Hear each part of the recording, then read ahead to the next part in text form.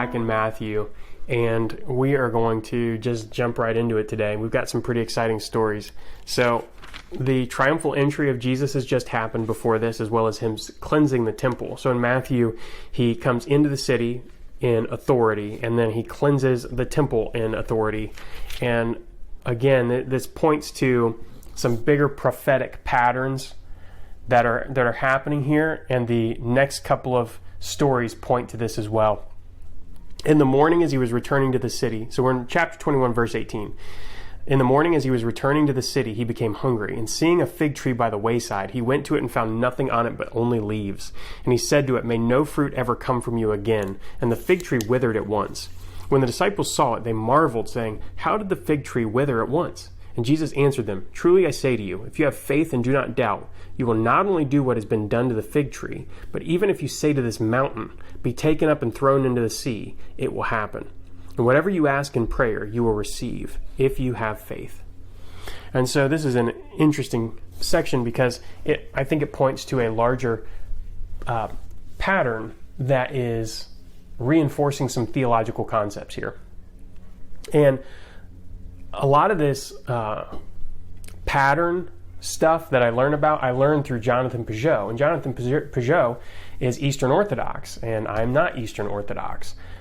But I have found that some deep theological concepts and patterns have been noticed by early church fathers in Catholicism and Eastern Orthodox. And if we're Protestant, then we don't necessarily have to throw the baby out with the bathwater, right? We do have to be careful about some things, but it's not a carte blanche to just get rid of all of it, right? So having said that, I think that there's a lot of the tradition of Christianity that points to theological concepts that we have in Protestantism and illustrates them in a very succinct, good way for us to wrap our head around and have deeper conversations about these kinds of things.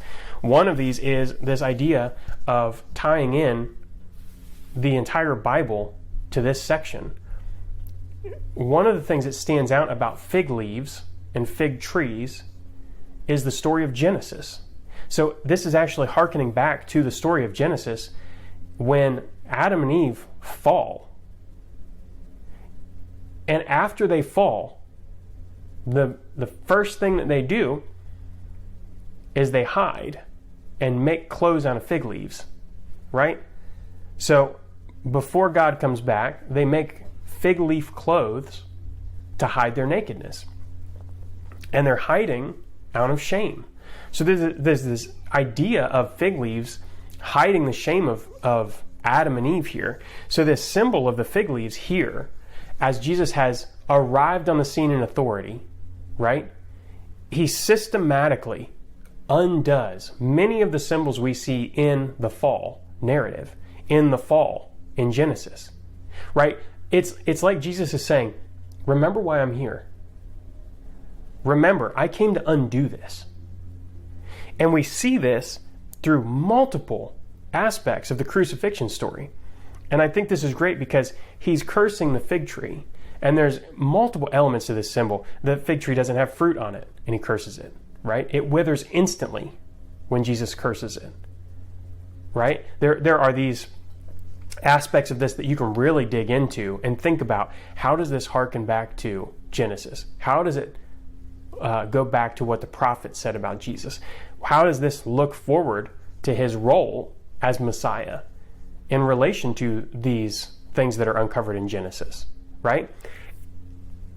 So I'm going to try to point those out as we go along, but I just thought that was amazing. And he also talks about faith, right? That's how we're saved, is faith in Jesus Christ. That's the only way. There's nothing we can do, right?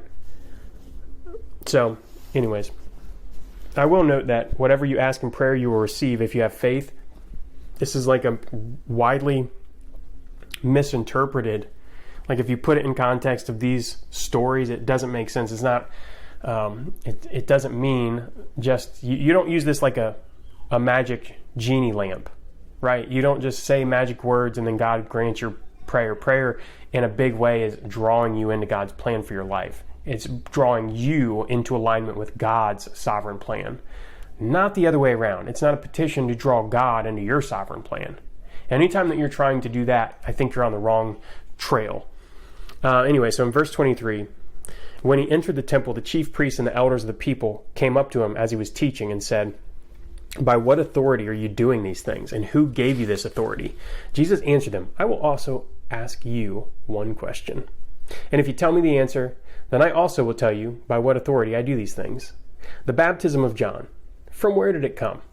From heaven or from man?" And they discussed it among themselves, saying, "If we say from heaven, he will say to us, 'Why then did you not believe him?' But if we say from man, we are afraid of the crowd, for they all hold that John was a prophet." So they answered Jesus, "We do not know." And he said to them, "Neither will I tell you by what authority I do these things." So Jesus, and I love these interactions with the Pharisees and Sadducees, because it's like a smackdown. It's like a truth bomb fest. Like, this is just, they come up to him and they try to trick him and say, "By whose authority do you do this?" And what they're trying to do, now remember, I said it in the last video and I'm going to say it here. They crucify the Messiah sent from God, the Son of God. They crucify him on a charge of blasphemy. That I have gone my whole life without recognizing that fact until recently. That you think about that, and it is mind-blowing how upside down the world has become when the Son of God is crucified for blasphemy. So here, they're trying to challenge him and trying to get him to say something blasphemous. And Jesus, again, is playing by his rules, not theirs. So he flips it around. And we talked a little bit about this in the previous section as well, but the triumphal entry highlights the Jesus mobs that are happening. There are crowds of people that hold that John is a prophet and that Jesus is either Messiah or a prophet, right? Either way, these mobs are rambunctious, to say the least. Rambunctious enough that the religious authority and the governmental authorities are getting more and more nervous every day Jesus is in the city. So Jesus plays this game all the way up until he's arrested of pushing. And I don't want to say that. He's not pushing buttons, actually. He's living his sovereign plan out. God's sovereign plan is being executed through Jesus in a way that it culminates in the way that God ordained it to culminate. That the sovereign plan is sovereign. It doesn't deviate because of the Pharisees, Sadducees, or anything like that. We see this line of Jesus on mission to the cross and not swerving to the left or right, not doing it too early, and we see this in the tension here as the Pharisees and Sadducees try to hamstring him on this question. And so then it comes back to them calling him out for, it reminds me of them calling Jesus out for healing by the name of Satan. And he says, well, then by whose authority do your priests do this? Right? So there's a double standard here that Jesus is pointing out. And he's also pointing out something which is the lack of faith and lack of confidence that the Pharisees and Sadducees have in their answers. They're not committing. They refuse to commit in front of the crowd. They're letting the crowd influence their answer, and they're being political about it. They're withholding their answer from Jesus because they're terrified of losing their life. What does Jesus do? Jesus does the exact opposite of that. Jesus goes to the cross. He does not deviate from the truth, no matter what is threatened against him. No matter what they threaten him with, even the cross, even the punishment, he takes it and he sticks to the truth. Lovingly, he sticks to the truth. He sticks to the truth that's going to change people's lives. He is the truth that's going to change people's lives, right? And so I think it's interesting that it culminates here, this section, the authority of Jesus challenged as he comes into Jerusalem in authority, as he cleanses the temple in authority, as he curses the fig tree, all of these things, not to mention his entire ministry leading up to this point. His entire ministry up to this point, authority, authority, authority, authority. Matthew's showing over and over again the prophetic authority, the godly authority that has been placed on in Jesus, in the person of Jesus. Son of man, Son of God, Son of David.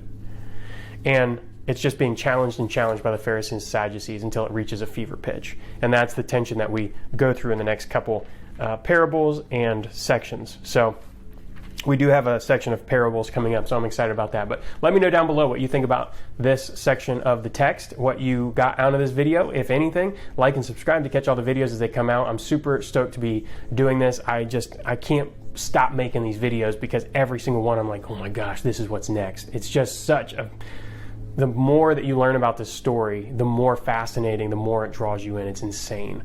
So there's that. But anyways, I'll catch you in the next video. Thanks for hanging out, and I will talk with you soon. All right, peace.